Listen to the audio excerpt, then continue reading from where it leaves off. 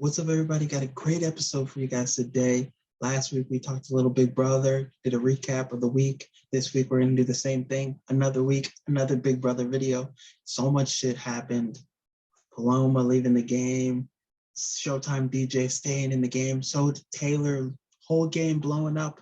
So many things to cover. This week, I'm going to do something a little different too. I'm going to give a top 10 house guests in the house right now, currently. Now, prayers out to Paloma. Hopefully, she's in a better space. Sometimes you think these people in the competition, they're doing their thing. It's easy, but it's not always easy. Hopefully, she's getting the help she needs because that Big Brother house can be a lot sometimes.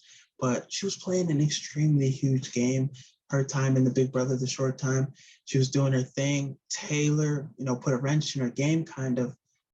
Paloma gave her and the other girls' alliance information like, these four guys, that they're forming a big bond. They have a strong alliance. We don't want those kind of strong guys in this house. We want to get them out early.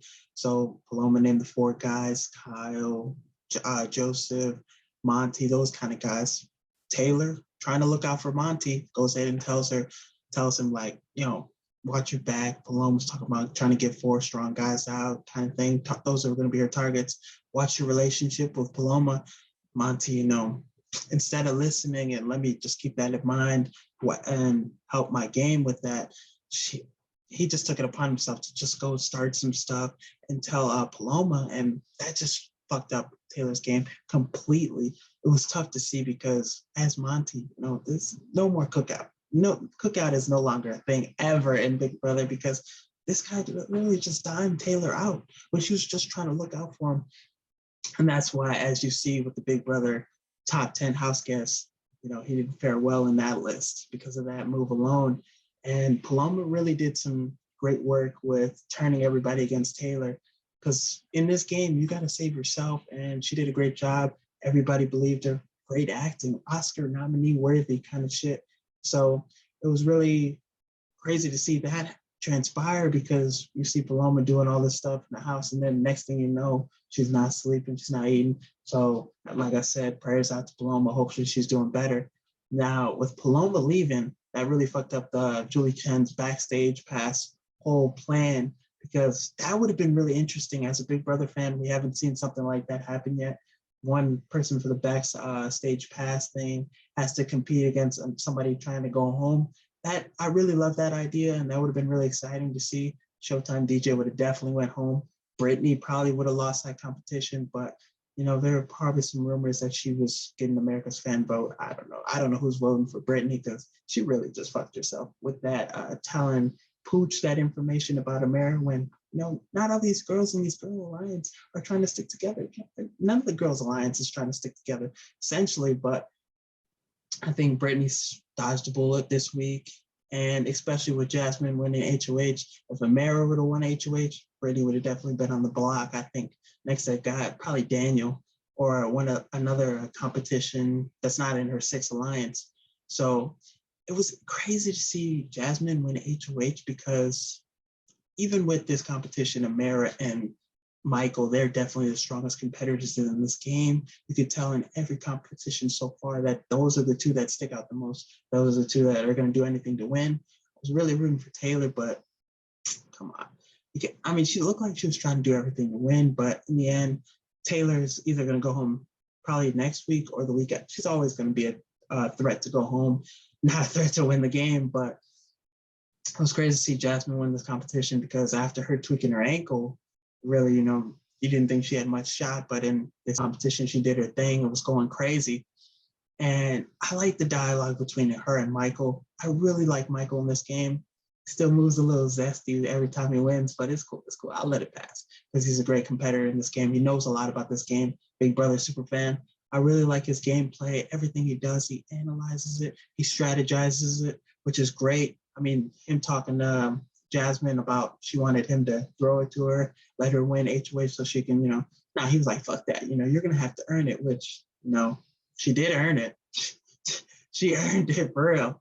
But now let's get to these top 10 house guests. 5 people didn't make the top 10. Let's go off the 5 people that didn't make the top 10 first. Showtime DJ. every time he's in a tough situation, Showtime DJ is about to show people why I'm Showtime DJ, all that shit. He's not doing anything in this game. He lost to Jasmine in a running competition, in a competition where you need strength, you need to be able to run, balance, all that. He lost to Jasmine. Now, come on, really, Showtime DJ, you really haven't done much in this game.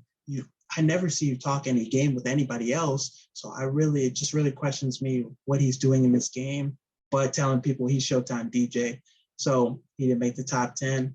The next person, Brittany, I think the move she did, telling Pooch, look, all this, like, that was a bad move for me. She didn't make the top 10. Hypnotist, maybe, she's a hypnotist, so maybe she can work her magic over people in the house, try to stay in the good graces of the house and not go on the block. But that's really her only angle, because she's not really good at the social game. She's not really good at the strategy. She's not good at lying to people. So she really doesn't have much to go off with in this game. And then the next person, Pooch. Oh my goodness. I was rooting for Pooch so hard in this game, but this week he really fumbled the bag, telling people, I'm going to be on the block. I'll go on the block. Don't let Taylor even get a chance to fight for the veto. A little racially motivated, if I must say myself, but I was really rooting for Pooch, and that move was just such a rookie move. You can tell he never watches Big Brother. Yeah, everybody who goes up as a pawn usually tends to go home, or has a great chance to go home. And just showing off his ego, the confidence, the cockiness, it's not a good look. You made people see you as more of a threat and more of a target. So he's probably going to go home this week, even though, Taylor, I doubt she wins veto, but I think he's making himself look like a stronger target. So he's probably going to go home this week. Taylor's always going to try. I have a chance to go home. So that's, so Indy, she called Pooch Poochie. I thought that was hilarious. And her Brazilian accent is pretty funny, but she really doesn't do much in this game as well either. She was hard on herself for not winning the competition and going harder, but really she hasn't done much in the fencing, the jousting competition. She really surprised me, but she's another person in this game that I think, is just straggling along. And I don't think she's going to do much in this game. She has a good chance of being brought to final two, being brought farther in this game, because she's not a threat. But I don't see her doing any social work. I don't see her making alliances, connecting with people. So really, I don't see much from her in this game. Let's get into the real top 10, the top 10 house guests. It's tough because this is week 2. We don't have a lot to go off of in this game of what people are doing and what people aren't doing. But 10, give me Monty. The move with you and Taylor, that just you really lost my respect for that one. Anytime anybody's trying to give you some words of advice, rarely should you ever go and tell other people. You should keep it to yourself. And I think sometimes you do. Sometimes you should bring it up. But this early in the game, take as much information as possible and then use it when you really need to. So Monty fumbled the bag with that one. Number 9, I think it's got to be Daniel. Daniel really, his HOH was a waste. He didn't really do much with it. Backstage pass really fucked it up. But, somebody went home and it wasn't the people he wanted to go home, and he had up. So his threats are still in the house. That puts him in jeopardy for the next week, possibly too, because I don't really see him winning another comp. As long as Amara and Michael are in the house still, I don't see him winning another comp. I don't see anybody winning another comp, to be honest. Now, the other person, 8, is Nicole, personal chef. She's doing her thing. I see her being a social butterfly, talking to a lot of people, milking those random alliances. See, hopefully Showtime DJ can get with her and they can, make alliance. But her and Daniel, Road Rats, I don't think it's a good alliance. I don't think Daniel has much to offer to anybody else in this game but Nicole. So I think them two sticking together really doesn't make sense if Daniel's not going to have alliances too. So I think Nicole prioritizing that alliance and telling Daniel about the 6s, not a good move. So that's why I have her so low. Number 6, 7, it's got to be Kyle. Kyle really is just happy to be there in the game, but I really can't get much from him. Is he, a comp beast, or is he, social game? Really can't tell, because is he throwing competitions, or is he just strategizing, letting people get that power? You really can't tell much from Kyle, but it is important that, he's talking to people, and people included him into the alliance with the 6, which I think was great for him, because people see potential in him. So that's why I have him high on this list. Well, not high, but like 7. And number 6, Matthew. You really don't see much from Matthew, and he's laying completely low off the grid, damn near. The only time I really seen him was when Paloma was leaving the game and he was crying. That's really when I saw him, and they gave him some TV time. He rarely gets TV time. I don't see him as somebody that's going to win comps either. I just see him as somebody straggling by. Hopefully at the end and the midway point, he could use some of that rug making skills, whatever that helps him with. But hopefully he can use some of his skills to, be turned into a top piece, maybe. Who knows? Number 5, it's got to be Alyssa. I think Paloma leaving the game for Alyssa was a huge drop off in her game. It really affected her game a lot because that's a number 1 person in this house. And Paloma was making all the moves, doing all the dirty work. So really, Alyssa was that sidekick that didn't really have to do too much, and she could lean off Paloma to do her dirty work kind of thing, which I thought would have been great for Alyssa's game. But I think her giving the idea, let's give Pooch up. Let's put him on the block. Let's give his ego some work, And I thought that was a great idea. I think that it's great that she's in conversations with people that are in power. She's not afraid to have those conversations. Although Paloma leaving jeopardizes her game a lot, it still allows her to have a different kind of game and be out there and have more conversations. So Scorpio Sisters was a fail. Let's be honest. Number 4, I really like Joseph. He's one of my favorites in this game. He's been listening more than he's been talking. And I think he's been strategizing, let me not win competitions early. Let me show I'm a comp beats later on. I think he's going to be the Xavier of last year's game. Because Xavier started off being in conversations. People really couldn't read Xavier too much. And they both are lawyers. So I think I'm really excited to see what Joseph will do down the road in this game. I think the people he's working with will bring him along further. And then right when it's his time to shine, I think he's going to be Xavier last year's.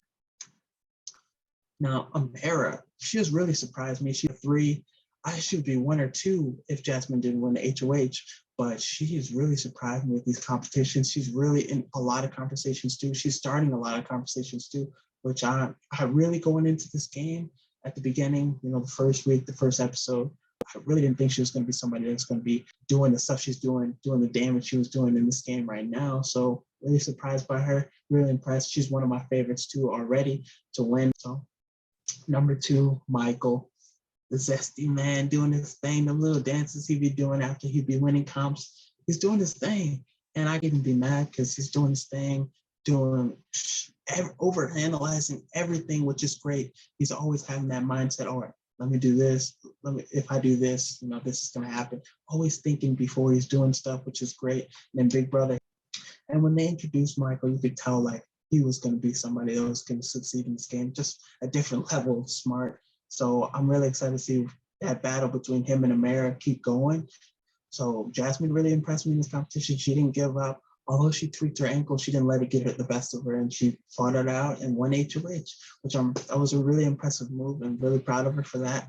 And so much shit happened. And I think Big Brother, Julie Chen, all of them are going to do a lot of different twists in this game. Last year, there was a lot of twists, but this year is going to be a lot even more twists. And I'm excited to see more alliances. I want to see Thanksgiving come into fruition. I want to see all the minorities make a little group and make an alliance and just take out everybody else. That would be amazing to see. It'd be something, that would be trending worldwide. Everybody do that now and forever reality shows, which would be great to see. Couldn't be mad at it. But after, Big Brother, there comes on the challenge. And that's something I've been really tapping in with. I saw the episode 2. Tiffany went home, sadly, but she was doing some weird shit with Cinco and all of them. Ruffling feathers with the young girls. But that challenge, definitely, if you haven't seen it, go ahead and check that out too. That's another show. I've been thinking about making some reviews for that too, but but these recaps are going to come out every Monday. Like I said, this, it came out Tuesday this week because technical difficulties, we're still working through it, but next week it'll come out Monday again. I'm excited to see what happens this week. Excited to see who goes home. Hopefully it's Taylor, maybe it's Pooch, who knows? You never know with Big Brother. Expect the unexpected. But as always, peace.